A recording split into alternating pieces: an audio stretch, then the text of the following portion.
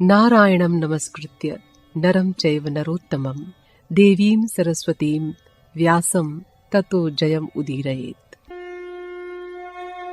नमस्कार, चलिए शुरू करते हैं आज की कथा। कैकेयी के भाई युधाजित के कहने से महाराज दशरथ ने उनके साथ भरत को ननिहाल भेज दिया। भरत के साथ शत्रुघ्न भी चले गए। 12 वर्ष बीत गए। दशरथ के चारों पुत्र अलौकिक गुणों से युक्त, विद्वान और बुद्धिमान थे, परंतु उन सब में श्री रामचंद्र सभी बातों में श्रेष्ठ थे। वो नित्य शांत और प्रसन्न रहते थे, दीनों पर दया दिखाते थे और सदा मधुर वचन बोलते थे। इस प्रकार राम में सभी श्रेष्ठ गुणों को देखकर सारी प्रजा उन्हें अपना राजा बनाने के लिए उत्सुक थी। महाराज दशरथ भी उन्हें अपने सामने ही राज सिंहासन पर बिठा देना चाहते थे। दशरथ ने इस विषय में अपने मंत्रियों से सलाह ली। उन्होंने भी राजा की इच्छा का अनुमोदन किया। राम के अभिषेक का निश्चय करके दशरथ ने देश देश के अनेक राजाओं को निमंत्रण देकर बुला भेजा। केवल अपने ससुर केकय देश के राजा अश्वपति और अपने समधी जनक को जल्दी के मारे सूचना नहीं भेजी। सोचा उन्हें तो राम के अभिषेक में कोई आपत्ति होगी ही नहीं, बाद में उन्हें समाचार दे दिया जाएगा।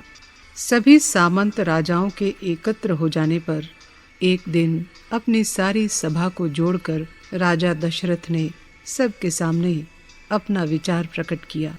राजा के वचन सुनकर सभी राजाओं ने और सारी प्रजा ने एक स्वर से राम के राज्याभिषेक का अनुमोदन और अभिनंदन किया। तब महाराज दशरथ ने वशिष्ठ जी से कहा, गुरुवर, राम के राज्याभिषेक की सब सामग्री आप मंगवा लीजिए। मैं कल ही राम को राजगद्दी पर बिठा देना चाहता हूँ, क्योंकि कल शुभ मुहूर्त है। वशिष्ठ जी ने उसी समय सब सामग्री बतलाकर मंत्रियों को उसे एकत्र करने का आदेश दे दिया।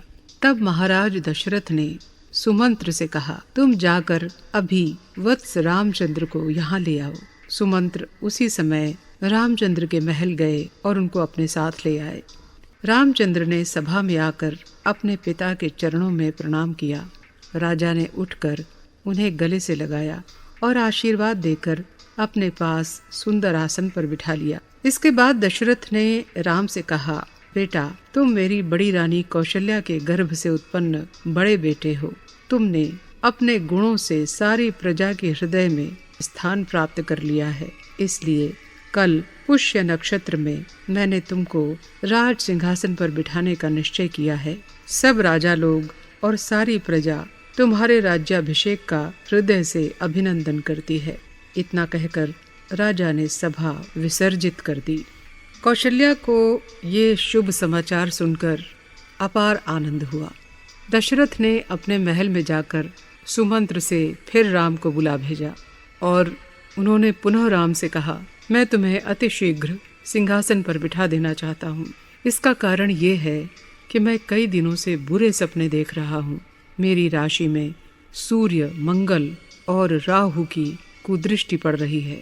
ये सारे कुयोग ऐसे हैं कि इनका फल राजा की मृत्यु ही हो सकती है। राजा से विदा होकर रामचंद्र जी अपनी माता से मिलने उनके महल में गए। उस दिन अयोध्यापुरी में आनंद का सागर लहराने लगा। जगह जगह जमा होकर लोग रामचंद्र के अभिषेक की ही चर्चा कर रहे थे। लोगों ने अपने घर खूब सजाए, द्वार द्वार वंदनवार बांधे गए, घर घर झंडे फहराए गए, सड़कों पर सुगंधित जल के छिड़काव होने लगे। दशरथ की छोटी रानी कैकेयी के पास उसकी दासी मंथरा रहती थी। वो कैकेयी के साथ उसके मायके से ही आई थी। चारों ओर का कोलाहल सुनकर मंथरा उत्सुकतावश कैकेयी के महल की छत पर चढ़ गई। पास ही कौशल्या का महल भी था। उसकी छत पर रामचंद्र की धाय नए रेशमी वस्त्र और गहने पहने प्रसन्न चित्त खड़ी पुरी की सजावट देख रही थी। मंथरा दासी ने उस धाय से कहा, बहन, आज तो अयोध्या में बड़ी धूमधाम है। तुम भी नए वस्त्र आभूषण पहने हुए हो, क्या बात है? मुझे भी बताओ। आनंद के मारे राम की धाय फूली नहीं समा रही थी। उसने मंथरा को सारी बातें बता दी। सुनते ही दुष्ट मंथरा के शरीर में जैसे आग लग गई। आज की कथा बस यहीं तक। आगे की कथा के लिए इंतज़ार कीजिए अगले एपिसोड का। तब तक के लिए नमस्कार।